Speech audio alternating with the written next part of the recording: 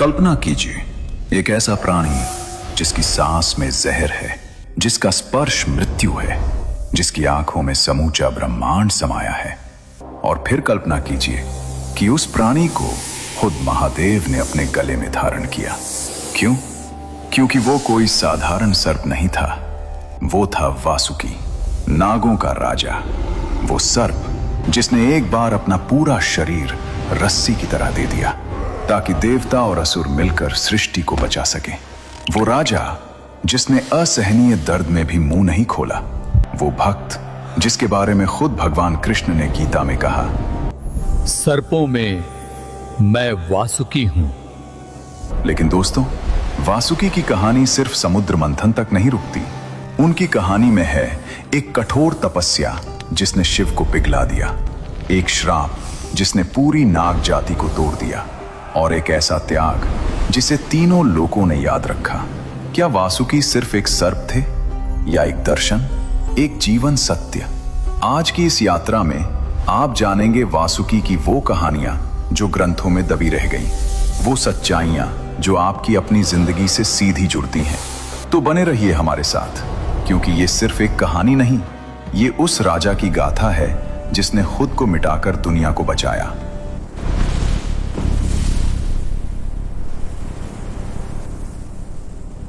दोस्तों, सबसे पहले बात करते हैं वासुकी थे कौन। हमारे पुराणों में, खासकर महाभारत, विष्णु पुराण, शिव पुराण और भागवत पुराण में वासुकी का उल्लेख बड़े ही आदर और श्रद्धा के साथ किया गया है। वासुकी महर्षि कश्यप और उनकी पत्नी कद्रु माता के पुत्र थे। कद्रु को सर्पों की माता कहा जाता है। उनके गर्भ से हजारों नागों ने जन्म लिया। शेषनाग, वासुकी, तक्षक, कर्कोटक, पद्म और भी अनेक। लेकिन इन सब में वासुकी अलग थे। आपने शेषनाग का नाम जरूर सुना होगा। शेषनाग जो भगवान विष्णु की शैया है, जिनके फन पर पूरी पृथ्वी टिकी है। शेषनाग ज्येष्ठ थे, सबसे बड़े। लेकिन वासुकी नागराज थे, नागलोक के राजा। वो जो काम करते थे वो न शेषनाग ने किया न किसी और ने। अगर शेषनाग शक्ति और धैर्य के प्रतीक हैं, तो वासुकी त्याग और भक्ति के। शेषनाग विष्णु की सेवा में है, वासुकी शिव के गले में है।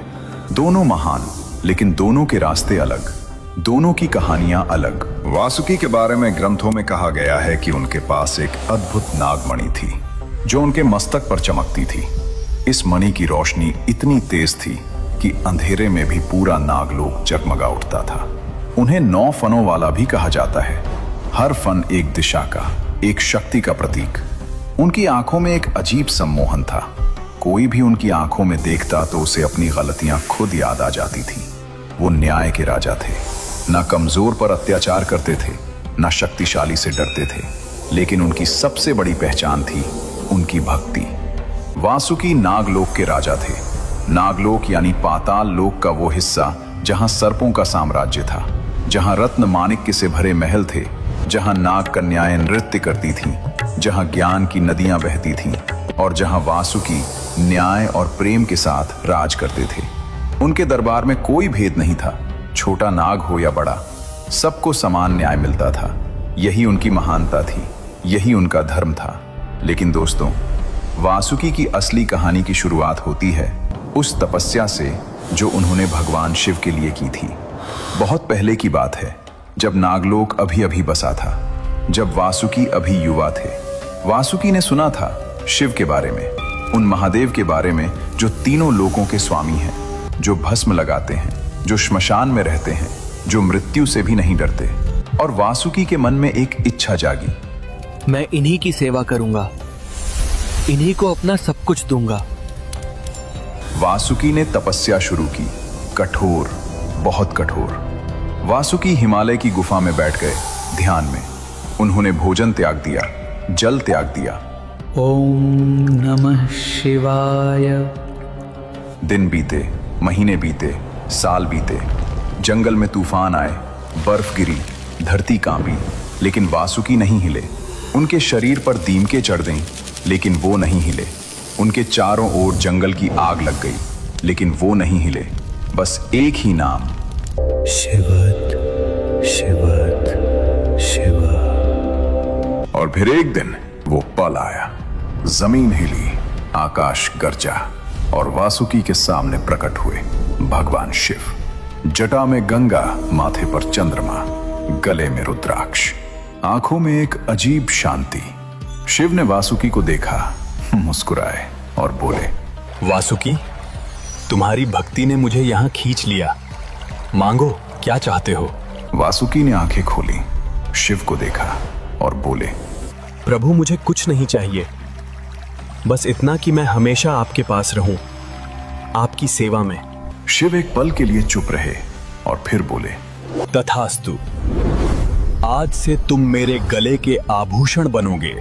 दोस्तों, सोचिए इस पल को, जो भगवान तीनों लोकों के स्वामी हैं, जिनके पास देने को सब कुछ था, धन, शक्ति, अमरता, और वासुकी ने मांगा क्या? बस सेवा का अधिकार। यही सच्ची भक्ति है, जो मांगता नहीं, जो देता है। और शिव ने भी इसे समझा, इसीलिए उन्होंने वासुकी को ऐसा स्थान दिया जो किसी देवता को नहीं मिला, खुद अपने गले में। आज भी जब आप शिव की तस्वीर देखते हैं, उनके गले में लिपटा नाग वो वासुकी हैं, आज भी, हर पल। लेकिन दोस्तों, वासुकी की कहानी यहां नहीं रुकती। अब आने वाला था वो दिन जो वासुकी की असली परीक्षा था। वो दिन जब उनकी जान दांव पर थी, जब उन्हें एक ऐसे काम के लिए हां कहनी थी जिसका दर्द शायद मृत्यु से भी बड़ा था।